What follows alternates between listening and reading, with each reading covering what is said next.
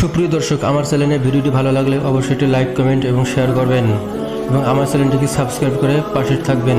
ধন্যবাদ।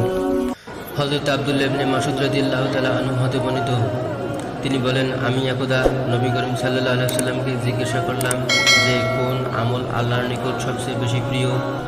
জবাবে তিনি বললেন, ঠিক সময়ে নামাজ আদায় করা।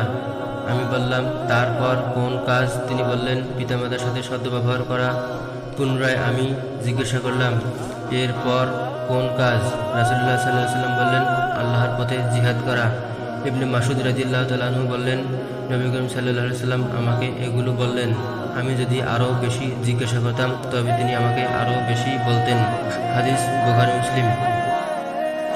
হযরত জাবির ইবনে আব্দুল্লাহ রাদিয়াল্লাহু তাআলা আনহু হতে বর্ণিত, তিনি বলেন, রাসূলুল্লাহ সাল্লাল্লাহু আলাইহি ওয়াসাল্লাম ইরশাদ করেছেন, বান্দা ও কুফরের মধ্যে যোগসূত্র হলো নামাজ পরিত্যাগ করা।